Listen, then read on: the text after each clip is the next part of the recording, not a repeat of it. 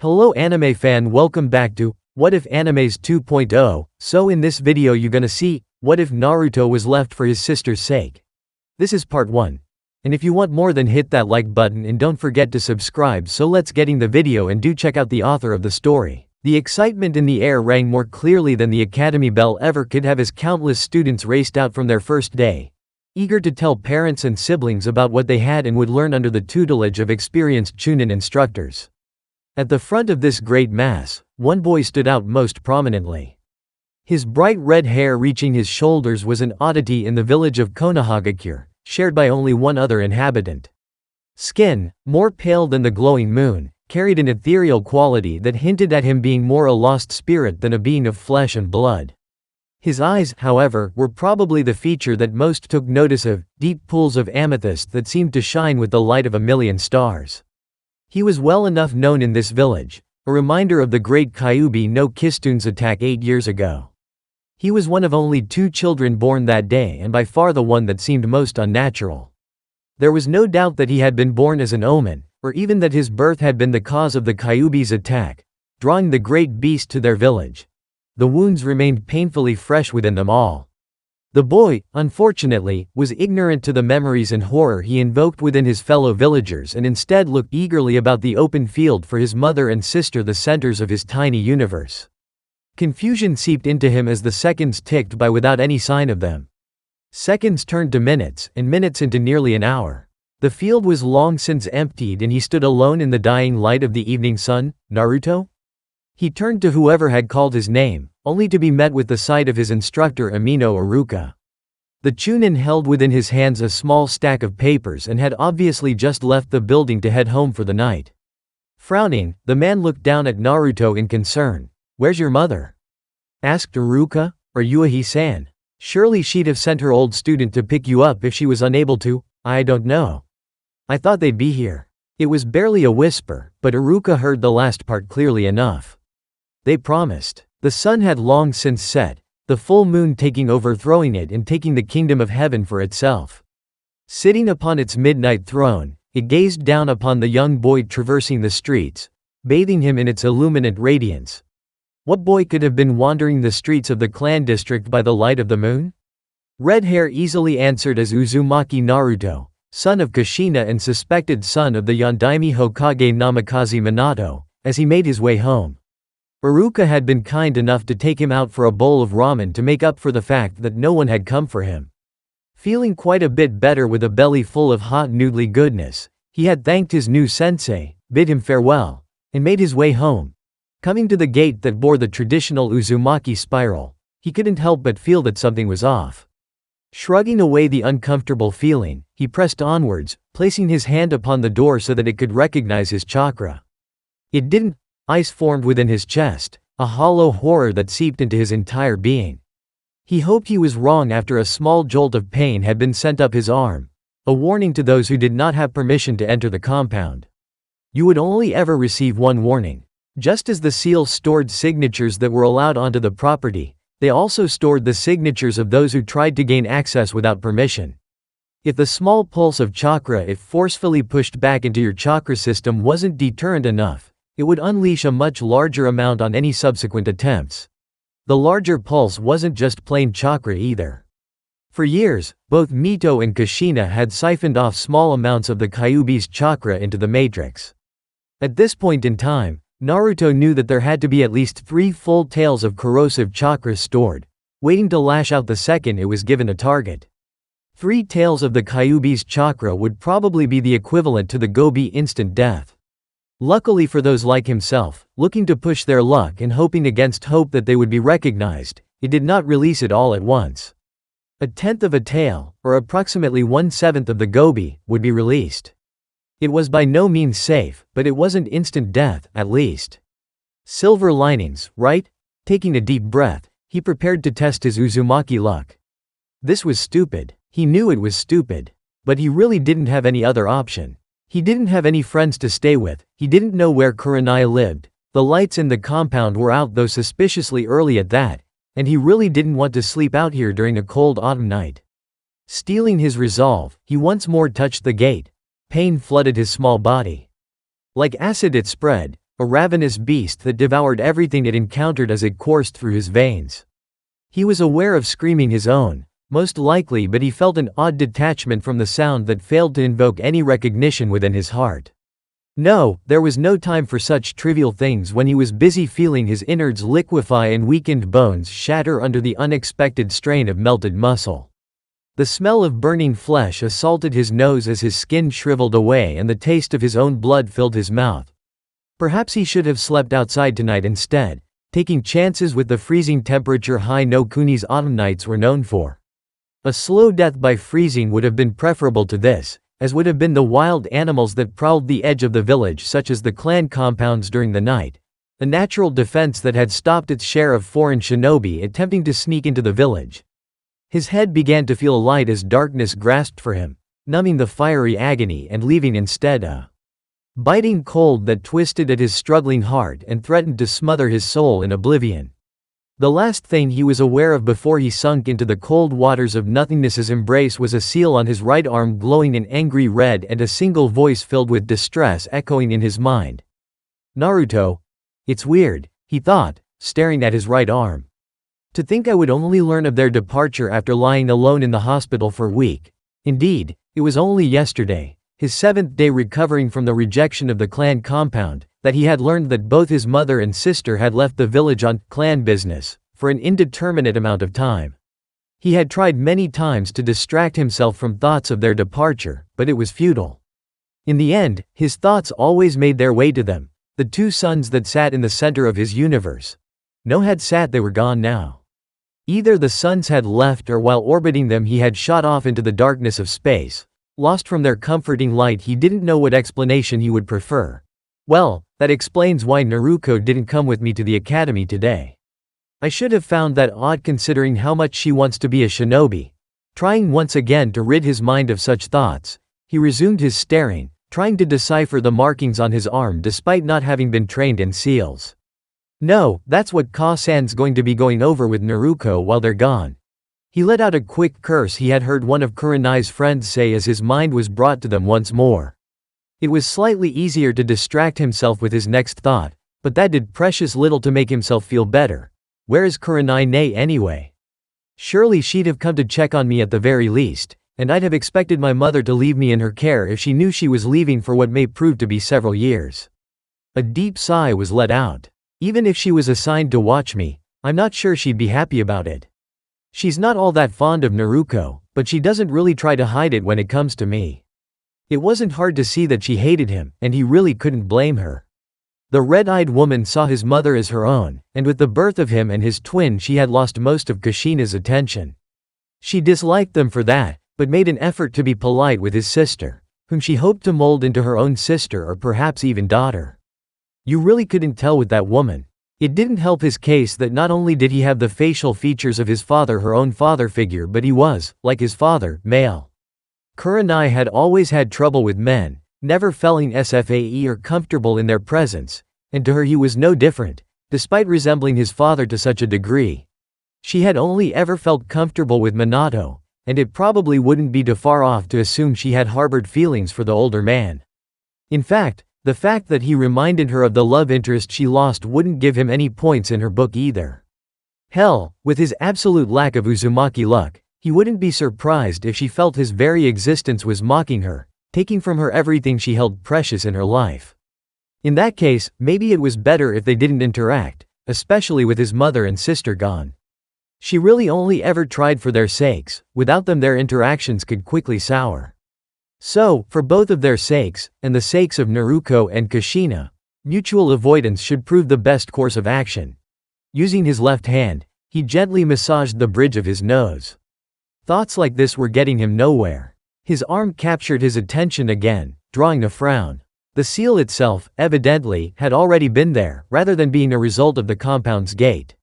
However, the gate had made it visible. It probably would have appeared had he ever focused on it, but he had been completely unaware of its existence. Channeling large amounts of chakra was almost guaranteed to reveal the presence of a seal, even those that sealed chakra. He had never actually tried channeling large amounts of chakra to his arms for any reason, so it was understandable that he hadn't come to know of it that way. The two questions left, then, were, What was it, and who knew of it? The acting Hokage, Sarutobi Hiruzen, had seemed surprised by it, saying it resembled something he had seen before, and then proceeded to excuse himself, no doubt to try to figure out what it was that had appeared upon his flesh. At this point, all they knew was that it was somehow connected to the Shinigami's curse mark, which was on the left side of his chest. Considering that fact, it was likely related to the sealing of the Kyuubi no Kitsune, which currently resided within the 8 trigram seal on his sister's abdomen. Known to most within the village, his sister served as the cage for the mighty Biju. Known to far fewer, he was the warden. The seal on his sister was not so much a seal as it was a pocket dimension anchored to this world by her chakra system, keeping the Kyuubi somewhere they could watch over it. It was the curse mark on his chest that was the seal in this case, keeping the giant fox within that dimension using the power of the Shinigami who had branded him with its touch. But this new seal was somehow connected to it, and he wasn't sure why. His first thought had been that it was the key to the 8 trigram seal, but it was known to those fully informed about the sealing that Minato had trusted that to the toad summons of Myobokuzan. So with that option gone, his second guess had been that it would allow him to siphon some of the Kyuubi's chakra into himself. This would allow him to have a boost in combat, store extra energy for emergencies, or perhaps absorb any chakra his sister began leaking. It was a logical conclusion, especially considering that 2 days after the accident his healing had rapidly accelerated due to traces of the Kyuubi's chakra supercharging his Uzumaki healing. But even that felt off. The chakra, for one, did not seem to be originating from this new seal, but rather from the Shinigami's curse mark itself. There was also a calling he felt, deep within him, a whispering voice he couldn't fully make out.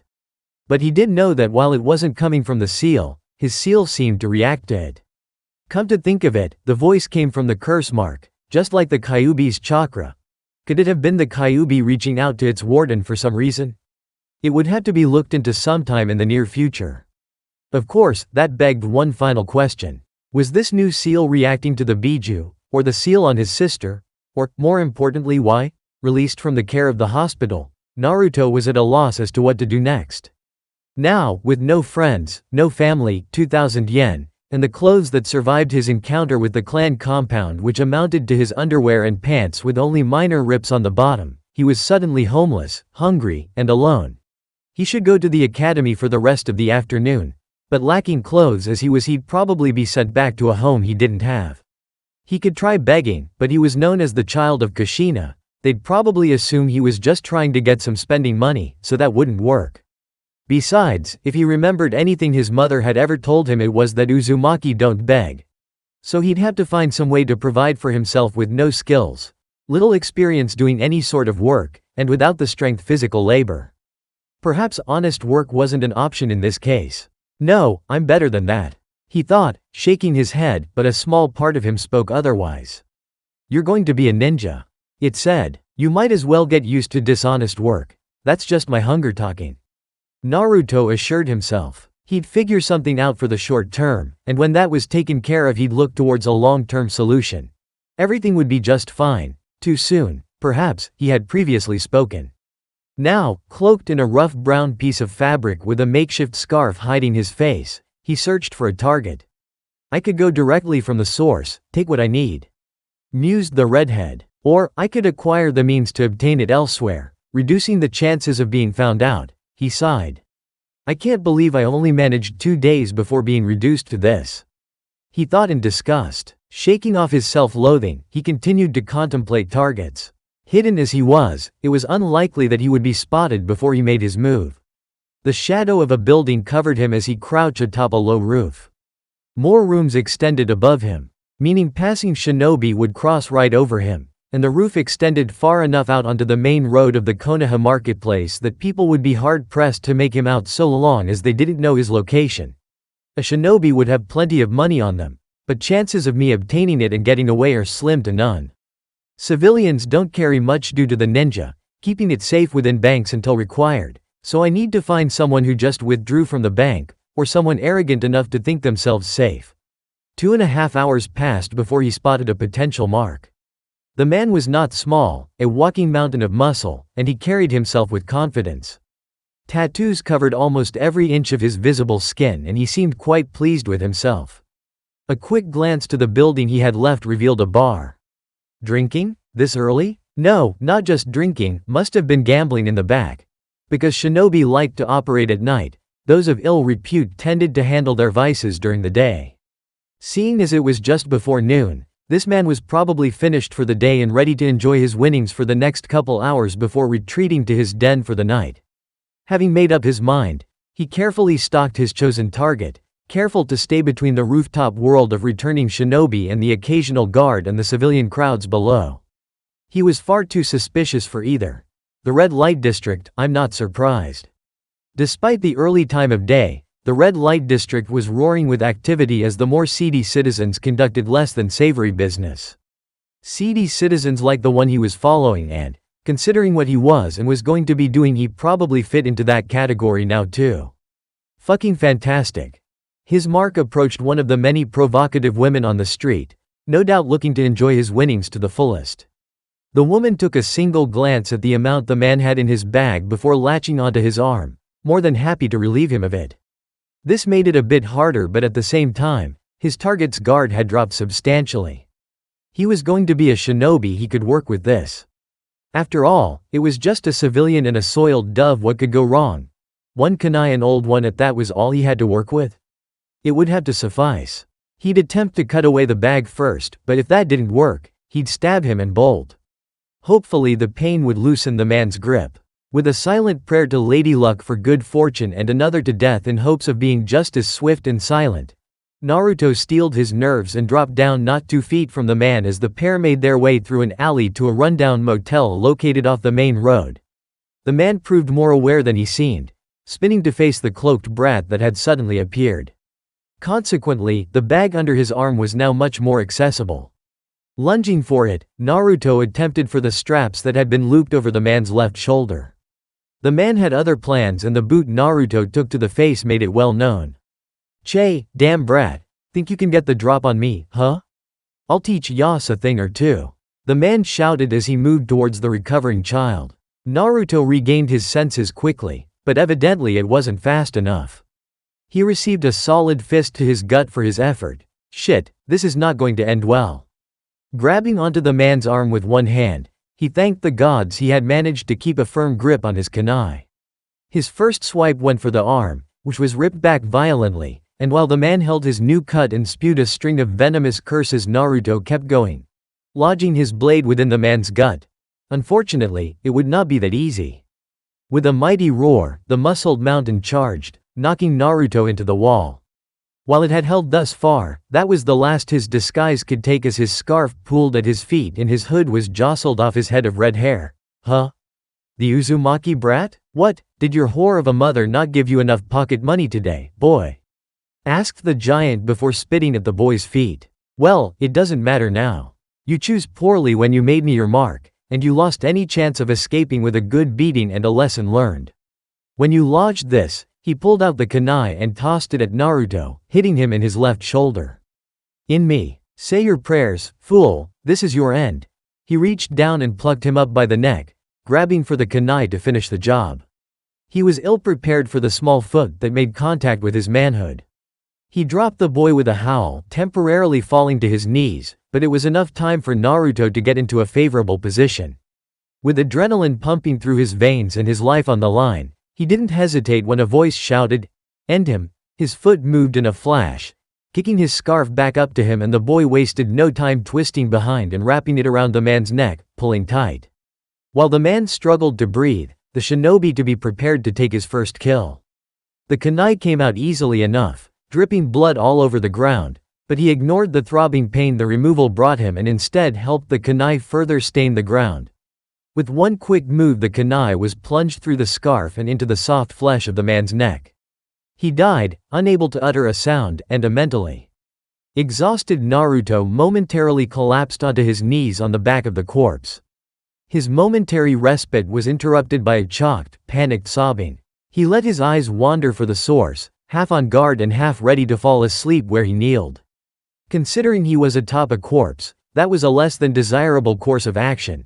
But he really couldn't find it within him to care. Oh, yeah, forgot about her. The lady of the night, or rather, in this case, the lady of the late morning, was backed against a wall, tears streaming down her face as she stared at him in fear. Giving a weary sigh, he pulled himself up and picked up his spoils. Is this really all that blood is worth? He wanted to feel bad about what he had just done, but he really couldn't find it within him. This world really is kill or be killed, he mused, turning away from the woman and starting down the alleyway. I need this money. Unfortunately, he was in the way. She needed that money too. Another part of him reminded him. He paused. Frowning, he looked over his shoulder at the terrified woman. She wasn't gorgeous, especially with the tears streaming down her cheeks and mud covering the clothes she had ripped when she had fallen, but she held a rather plain attractiveness that the 8-year-old really couldn't deny.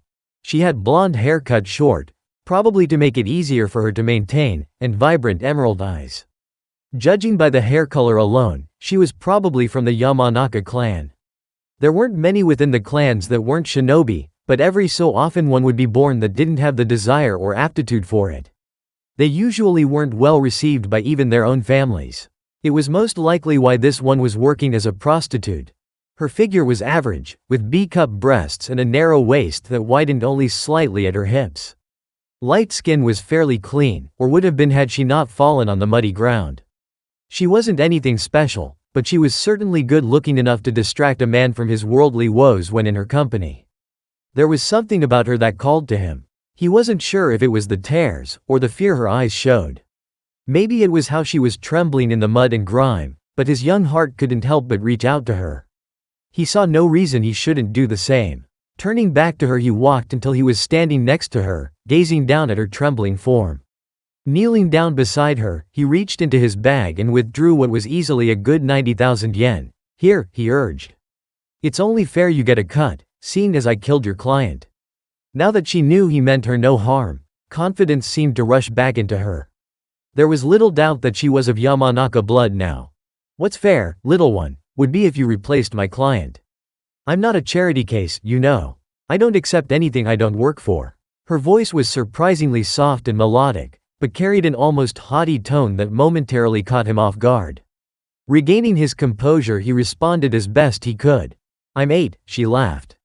Both having agreed to save the conversation for elsewhere, he had given her his makeshift cloak to wipe off as much mud as she could before throwing it back on, determined to keep his identity hidden. Likewise, the bloodied scarf was once more wrapped around his face, filling his nose with the tang of copper. He ignored it, and instead followed behind the blonde prostitute as she led him to a quaint little restraint that was located off the main road, allowing for a small semblance of privacy as they took a shaded seat at a table in its outside dining area. Ordering, the two sipped their tea, though Naruto had a bit of trouble when it came to that and waited in a comfortable silence for the meals to arrive, the bustling of Konoha's nearby market district leaving a pleasant hum in the early afternoon air. After their meals had been served and eaten, the postponed discussion resumed. As I was saying earlier, started Naruto. It's only fair that you get some of the money I stole from your client. By all rights, it was to be yours soon enough. And like I said, little shinobi, I didn't actually get a chance to earn that money. If you want me to have it, hire me. Even as young as you are, I know a few ways for us to have a bit of fun. He gave her an odd look in response, prompting another laugh from the woman. Look, he paused, waiting for her name, which she supplied easily enough. Tatsuki, formerly Yamanaka Tatsuki, Naruto continued. Look, Tatsuki-san, we both know you would have earned it and, as you mentioned, I took away your chance to earn it. Consider this your rightful compensation. You talk pretty words, boy, surprising for someone who claims to be 8, she grinned, but I'm not backing down. If you are so determined to give me a cut, prove it to me, hire me for the day and we can both go our separate ways. Satisfied, he shook his head.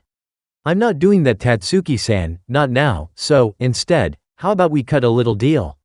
Her interest was piqued as she leaned in close, managing to cross most of the small table so that her face was uncomfortably close to his own. Despite having been covered in mud not an hour earlier, she smelled really good. What kind of a deal are we talking? Advanced payment, answered the redhead. I give you your rightful cut now, and give you a bit more for a reservation. When I'm a bit older, I'll seek you out to claim your services. Letting a thoughtful frown cross her face, she leaned back and folded her arms under her bust. After a moment she gave him a sultry smirk. Alright, kid, I like your style. You've got yourself a deal. He gave a relieved sigh and withdrew the original 90,000 yen he had been planning to give her before throwing an extra 10,000 yen. Will this be sufficient? Was his inquiry. Her grin only grew as she quickly counted it for herself. 100,000 yen and I get to do a boy as cute as yourself? I feel like I'm getting the better end of the bargain for the first time in a while. Then we have an accord, shall we shake on it? Something within him felt odd, though not entirely unpleasant, as she gave him a hungry look.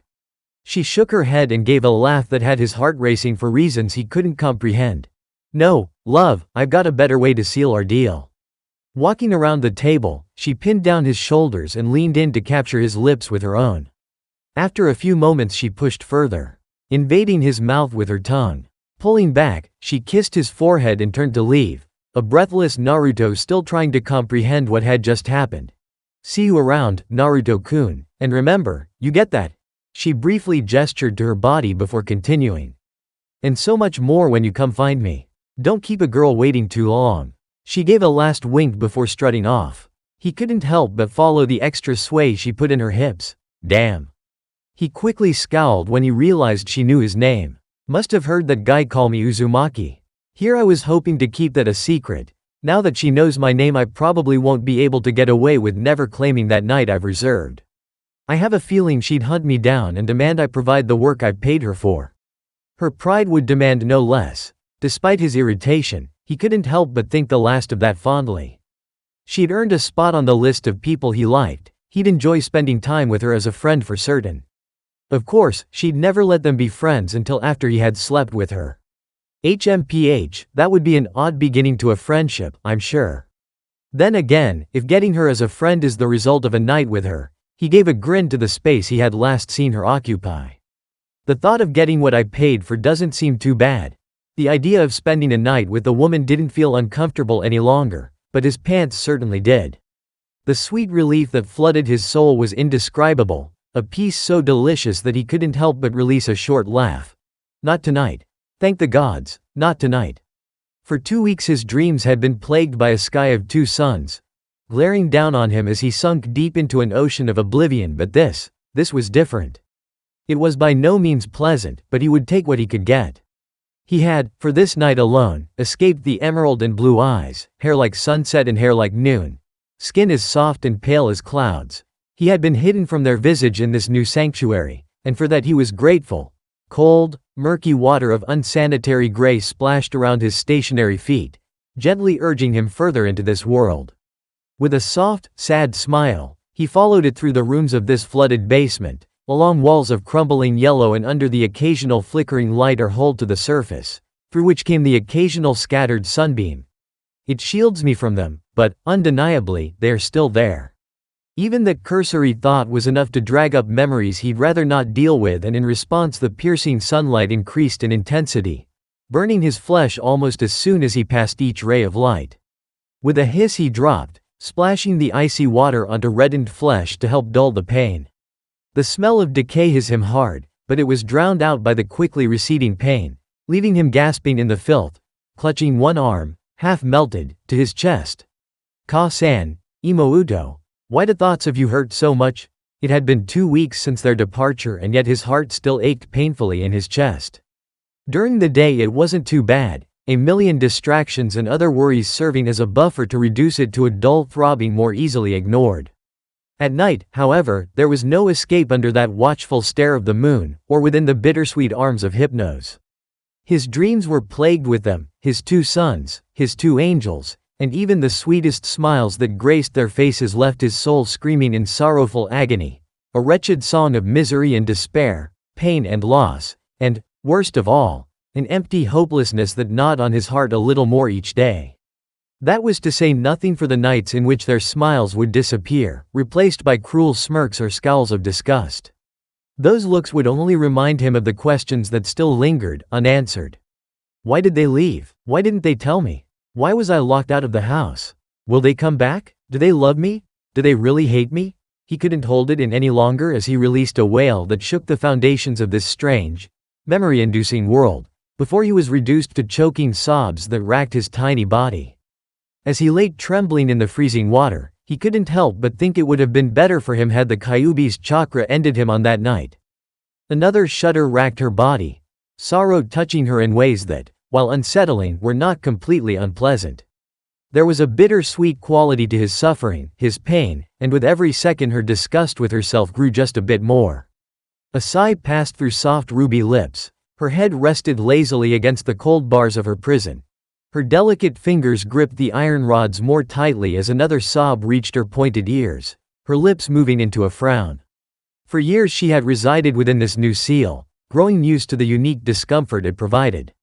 Unlike the previous two, where she was painfully bound in her released form, now she was kept from releasing, trapped in this sewer-like basement in her default, human, form, when she and quite possibly the seal knew it would be much more bearable within her fox form.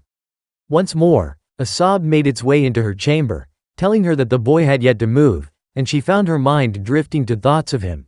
She had known of him, of course, she was there when he had been conceived, had been with him as he grew from egg to tiny human, and she had been there when he and his sister had been brought into world. Should she be honest with herself, she didn't much like that part. She had gotten used to feeling those two, and there was a certain camaraderie with the three of them being trapped within her current jailer, but then they had left. There was an emptiness that followed their departure, followed quickly by bitter jealousy, and then, like them, she was once again brought into the world. She had felt guilt for being so angered at the tiny, hairless apes that she had spent 9 months with. 2 red eyes had turned that guilt into new anger, and that anger into rage. Before she knew it, she had slaughtered thousands and wrecked a good portion of the village that had kept her imprisoned for the past decades. She had been quite pleased, and then she was, once again, sealed into an Uzumaki woman. There was more to that, of course, for the man who sealed her was not Uzumaki and was exhausted from his efforts to defend his beloved village. As such, he would not have been able to seal her entirely within the 8 trigram seal, even with aid from the being known as the Shinigami. There just wasn't enough room. Well, there was enough room, just not enough for him to be able to seal me within. Indeed, she had fit perfectly within the space, so perfectly that the gate to the seal would not have been able to move into place, left dangling before her within the seal. It'd have been child's play for her to get free. Namikaze Minato had been more clever than she had given him credit for. He had not attempted to use the seal to keep her locked away, but rather he had used it purely as a container to keep her in. The real lock had been placed around the entirety of the 8 trigram seal, to the point that should she somehow accomplish the miraculous feat of breaking through the first, she'd still be contained with the actual lock, a lock that was not left unguarded. She was present when he completed that part, watched as he had the Shinigami brand his son on the left side of the boy's chest, bore witness as a second seal was applied. Minato had actually gazed up into her eyes, pinned as she was by the great toad boss, and acknowledged her sentience as he smiled, and proudly proclaimed, "A gift, you see, from father to son. I pass on to him my greatest legacy, my final masterpiece." Even as the cold dread has settled within her stomach, she had understood. She knew exactly what that was. To think he had actually managed to finish it had been stupefying. Such a thing shouldn't have even been possible. It had no right to exist, even within the hollow dreams of mankind. It was something that encroached upon the realm of the gods themselves. Something only confirmed when the Shinigami bristled at the sight of such a seal, as small as it was to begin, being placed upon the child's right forearm. "Look upon him, great Kitsune," Minato had begun, "and bear witness unto he who shall be your warden. Feast your eyes on this fragile innocence and realize that with every simple breath he draws, he defies the very realms of heaven." To this day, she still couldn't decide if he was mocking her or simply speaking as a proud father. But she knew, regardless, that he had spoken the truth. So much so that she had not even attempted to break free from this place. It was beyond hopeless. That's what brought her here now, trapped within a cage beneath whatever this building was supposed to represent, sealed within a young girl, and listening to that girl's brother as he emptied the pain of his heart into her prison. "I suppose that means there are now 2 of us who suffer in here." Suffering brought her mind back to the past years she had spent in here. Yes, she had suffered, but it had been more her pride than anything else. Here was a boy whose pain filled the seal and, if she didn't know better, she'd say the seal itself was enjoying it. Another feeling filled her, one of warmth and happiness, a carefree breeze under the summer sun. Indeed, it was a sun, one of the suns that the very thought of had driven her warden to this state. Quickly, his own pain drove that feeling from her, and just as quickly it returned. To think that he was here, wishing her chakra could have just ended his life while his sister was of gallivanting across the elemental nations with their mother was just sad. Now that she thought of it, however, the Kyuubi had never really felt any sorrow or pain over these years until she had found herself connected to her warden. Just as he described her, his sister was like a small sun, always warm and happy. Even now, knowing they had left her brother behind, she was as cheerful as the spring. So, for 8 years she had felt nothing but the joy of her container. It had always sickened her to know her jailer was so carefree while she was trapped down here in the darkness. And then he had crashed into the seal, struck by some of the chakra that had been siphoned off of her for years. She had called out for him, in both surprise and alarm, as her senses were flooded by what it must have been like to be burned alive by her own chakra. She was more surprised when the connection remained, his own part of the seal using her chakra as a medium to bind the two together through space and time. His feelings had proceeded to flow through the connection: confusion, fear, sadness, and worry. She felt his adrenaline spike as he fought for his life in that snatch and run gone wrong, felt his relief and weariness when he had ended it, and had even felt the small spark of hope and happiness when he made acquaintances with the prostitute. Sadness, however, was the most prominent of feelings, nearly drowning her, and even though she was focusing only on his feelings lately, the occasional spike of happiness from his sister would manage to come through. The strange mix of gladness and sorrow was tantalizing to her, a little guilty pleasure she would never admit. She had come to enjoy his sadness both for that and for the change in her otherwise stagnant environment, but she did not take any pleasure in the fact that he was sad, suffering alone when he had spent the entirety of his life in the company of those he loved far more than himself. Kushina, if only you could see the pain you bring your son. She had killed millions in her time, and yet she gave a snort as she thought, I could probably be a better mother to him than you. She froze at the thought. The very notion was ridiculous, unfeasible, incomprehensible, but, maybe, just maybe, it might work. To not just befriend her warden, but to gain his complete trust by replacing his 2 sons with herself. To become the guide he so desperately needed at this moment. To become the mother of this human child. Well, we'll just have to see where this goes now, won't we? Crimson eyes flashed eerily as a chilling grin parted her ruby lips. Sarutobi Hiruzen was not pleased, but he could not fault them, no matter how much he wanted to.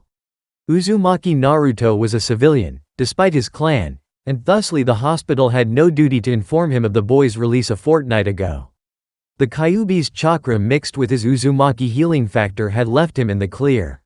With no reason to hold him any longer, they let him go without informing the Hokage.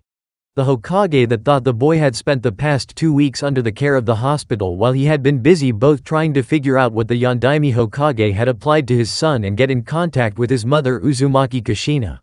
It had been a failure on both accounts. Kushina had just left the fire capital and started on her way towards her ancestral home of Uzu.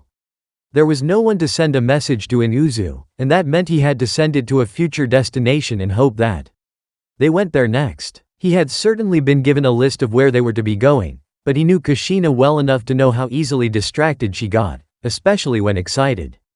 Chances are she'd skip back and forth between places on his list at a whim, later claiming that she never specified in which order she'd visit things on the list. In this case, such a thing was not in her best interests. She'd have plenty of time to regret her travel methods later, however, as there were certainly more pressing matters to attend to like her son. He still thought it had been a foolish notion to leave while her son was attending his first academy day, none the wiser, especially after promising to pick him up afterwards. If there were 2 things that Uzumaki took very seriously, they were family and promises. In one fell swoop, Kushina had broken both. He knew her reasons, of course, and understood them. But he knew without a doubt that there had to be a better way to set about doing it. Leaving him to figure out what had happened on his own was rather thoughtless and cruel. The thought of him alone brought up the other reason he found himself displeased at the moment. She had left the boy with someone, but it was indirectly. Kushina had expected the boy to go straight to her old student, Yuichi Kurenai, whom the Uzumaki woman saw as another daughter. She did not tell the boy to go to her, she did not have Kurenai pick him up at the academy. And from what he had gathered during his talk with Kurenai, she had not been in any way instructed to find the boy, only to take care of him when he came to stay with her. The boy had not been at Kurenai's, and it was not hard to understand why when the woman would shift uncomfortably at the mere mention of his name. There was no doubt that the boy had picked up on such discomfort, and as such he would never think to visit the woman for help. Kushina was either oblivious or ignorant, oblivious to the two's discomfort around one another, or ignorant in thinking her son would approach the genjutsu mistress despite it. No matter the reason, he had not gone and Kurenai had not searched for him, even after the news of his violent rejection from the clan compound had circled through Konohagakure. Monkey. He called for his own personal Anbu. Locate and retrieve Uzumaki Naruto. If he will not come, trail him and report back to me his current place of residence so that I may speak with him. The monkey-faced man gave a quick bow and vanished to complete his assigned task. Rubbing his face tiredly, Hiruzen lit his pipe and took a single deep drag, exhaling to hide his weary sigh. He needed to make sure the boy was all right, especially considering how quickly winter was coming and the fact that he had never been in his own before. The last thing the old Sarutobi wanted was for his successor's young son to freeze to death because his mother had completely sealed the house. She hadn't mentioned that part in the plan. In fact, from what he could remember, the ex-Jinchuriki had been expecting her son to stay there and go to her student whenever he needed help with something. Something must have changed in the last minute, or perhaps the seal had just malfunctioned, but Naruto suffered regardless. He could only imagine how Naruto must have been feeling. Left by his family without so much as a goodbye, knowing there was no one he could really turn to. Well, mused Hiruzen, he could have come to me, though I suppose going to the Hokage because you find yourself homeless and alone sounds rather odd. He was always a bright child. He would think better than to bring something he thought of as unimportant to the rest of the village's well-being before me. We were never close enough for him to think of me as anything more than the Sandame Hokage. It was a sad truth for the man. He had always been close to the boy's mother and had become akin to a surrogate grandfather to the young Naruto, but there was always a distance between himself and young Naruto. It may have stemmed from treating the boy in the same manner as his sister, like a child of his age instead of like the mature young man he was. It may have been because the boy really didn't reach out. Beyond his family not needing anything else in life, but Hiruzen suspected the distance may have been caused because the boy did not see him as Sarutobi Jiji, like his mother and sister, but rather as his future commander. In his presence, Naruto would never meet his eyes, always kept them focused to the floor or, when addressed, the wall behind the Hokage's head, staring straight forward. The young boy bowed every time they met and saluted every time his name was called. The boy had an almost unsettling air of professionalism when within the presence of his cage, and while Hiruzen may have wished for more of that from his shinobi, it left a bad taste in his mouth for one so young to do so. Especially considering how close he considered himself to the child's family. He drove such thoughts from his mind with another deep inhalation of smoke. It's not the time to focus on that right now. All that matters is that he's safe and, if possible, happy. The boy wasn't much of a child before they left, probably trying to be the man of the house, but with them gone, I fear his childhood will be quick to follow. Hiruzen didn't want that, not in the slightest. He wanted all the children of his village to enjoy a happy upbringing, or at least one in which they could be the children they were. 8 years old would be far too young for a child to die, and as much too soon for a man to be born. Hiruzen prayed that some of the boy's already fading innocence might still be saved before a boy was lost and a man emerged. He did not have much faith in his prayers. He was never a child, just sheltered. Perhaps it would not be entirely a bad thing. With that thought in mind, he leaned back in his chair, unsure if the creaking was from the furniture or his old bones, and waited patiently for his Anbu to return. How hard could it be to locate one young boy, even if the sun had hidden itself beneath the horizon? He gave a slight chuckle. It might actually prove a challenge for his Anbu, and one they may or might not appreciate. No matter, he thought, staring out his office window at the nightscape of his beautiful village. If they can't find him tonight, they'll certainly find him at the academy in the morrow. Iruka hasn't raised any hell about a missing student, so I can only assume he's been attending. That actually brought a frown to his face, and he had to wonder if the young Chunin even knew Naruto had been released. He'd have to look into it soon, especially if his Anbu somehow failed to locate the boy. He knew, however, that Monkey would recruit every registered shinobi and possibly even a large handful of civilians in his search for the boy before even considering reporting back empty-handed. It's why he chose him, after all. Awful couldn't even begin to describe how she felt as she sat in her kitchen, her cold dinner untouched before her and the only illumination provided by a small, dim lamp that she had been meaning to replace for months now. Miserable falls short, too. She mused, crimson eyes gazing out her window. The Hokage had visited her late in the afternoon, looking to the boy that had been expected to be with her. He left disappointed. She knew the boy was supposed to come to her when he couldn't locate his family. She was the one who was supposed to break the news to him and take care of him in their absence. He was a good kid, but a helpless mama's boy. He wouldn't know how to take care of himself with her gone, and yet he didn't come straight to me. I must have made quite an impression. She was honestly a little disappointed when the boy didn't show up. Surely she was better than nothing? Learning he was in the hospital had put that fear to rest. Hearing that he had been released and yet not having him come to her brought it back. Had she truly alienated the child so? She should have visited him in the hospital, should have taken him in, but she was scarred, no, terrified to do so. Despite what many thought, it wasn't that she couldn't stand the presence of the boy, not that it made her uncomfortable, but rather that she felt too relaxed and too comfortable in his presence. It was that sense of ease that put her on guard. She had only felt a similar comfort around the Yondaime Hokage, who had been her father figure, but it was nowhere on this level. The sheer contentment she felt in his presence was almost enough to lull her to sleep all on its own, and powerful Junin Kunoichi or not, he was an adorable child. She could think of nothing better than using him as a teddy bear for afternoon naps after he returned from the academy each day. She couldn't stand it. She was supposed to be one of Konoha's most powerful kunoichi, a rare genjutsu user unparalleled within the village of the Leaf, and yet here she was helpless as a kitten when it came to the son of her sensei. Helpless to the boy she called brother. His warm chakra was a perfect blend of Minato's and Kushina's, as were his looks. He possessed his father's mind and his mother's love, a little ball of sunshine that tried to support everyone he held dear. She was not one of them. That dagger pierced deeply into her heart.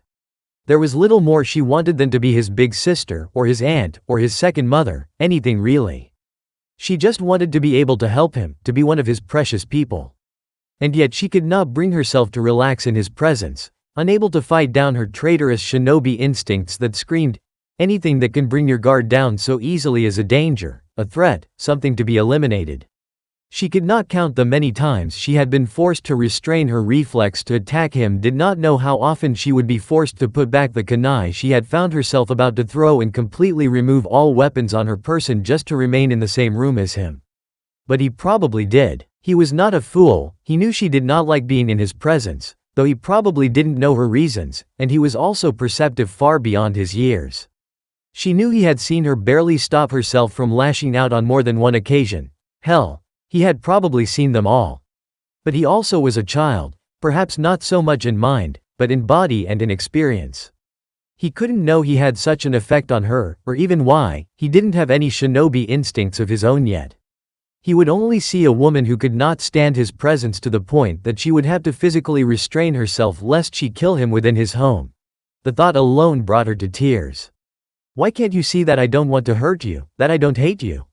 I just want to be there for you. I want to help you. Why won't you let me? She knew it wasn't him. He wasn't keeping her away, and she was. Always giving him disdainful looks and giving him the cold shoulder in hopes of driving him away so she wouldn't have to deal with the issue had worked perhaps too well. She didn't want to do it in the first place. If I had just spent more time with him, became close to him, gave him the guidance and support he would have needed from an older sibling, I'd probably be used to his presence by now. I could probably be holding. Tears began streaming down her cheeks, but were quickly stopped as she clamped down on her emotions. I have no right to sit here pitying myself for not having him if I still can't bring myself to go get him. I don't even know how he's been living lately. The image of Naruto lying in a box in some dark alleyway, shivering in the cold Konoha night, made her chest tighten painfully. Her resolve to go find him grew as she stood up, ready to be what she needed to be for the boy, but another stray thought crossed her mind, leaving her to freeze before she could take her first step. She approached the box, looking in to see his pale skin and signature red hair, but as she reached in he flinched back, pressing himself as tightly as he could to the back wall.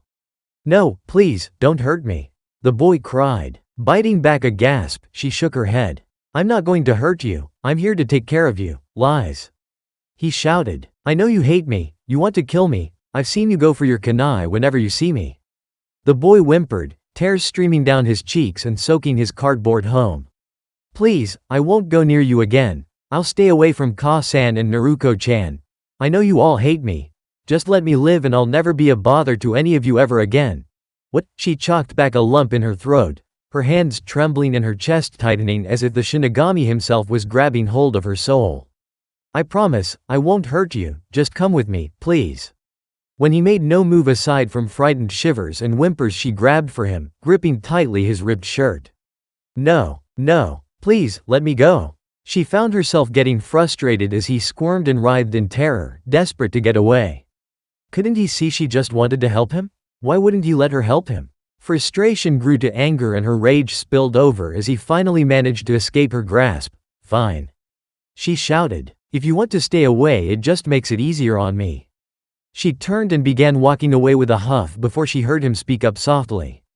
The low, gentle tone was almost solemn and instantly banished any anger within her. She turned and froze. "So, if I was gone, it would be easier on people? Ka-san and Naruko-chan didn't want me. It'd probably be better if they didn't have to worry about running into me." No, she must have dropped a kunai in the struggle to remove him from his box, and it cheerfully reflected the pale light of the moon as he held it to his neck. "No." He gave her a small smile, filled with such bittersweet sorrow she couldn't believe it was an 8-year-old boy standing before her. "At least I'll be able to make you happy. I'm glad you'll be the last thing I see. No, goodbye." It went in fast and hard, no hesitance as he jammed the tip through his neck and up into his head, his smile never leaving his face. It was not the smile that caught her eyes, however, as his amethyst gaze had completely captured her own ruby stare. She was unable to look away as those bright purple orbs grew dim and cold, all traces of light and life vanishing into the night. His body hit the ground with a thud. Cold horror took hold of her heart and soul, a feeling of such anguish that for a moment she forgot that she was standing in her apartment and staring into space. Gracelessly she fell back into her chair, placing her head in her hands as she quietly wept.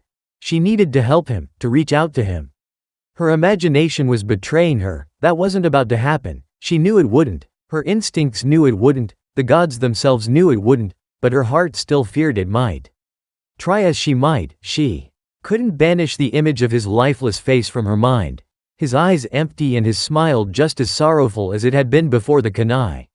It was a hard realization that hit her own cowardice, and she couldn't seem to overcome the horrors of her heart and mind born from fear of losing someone she had never had.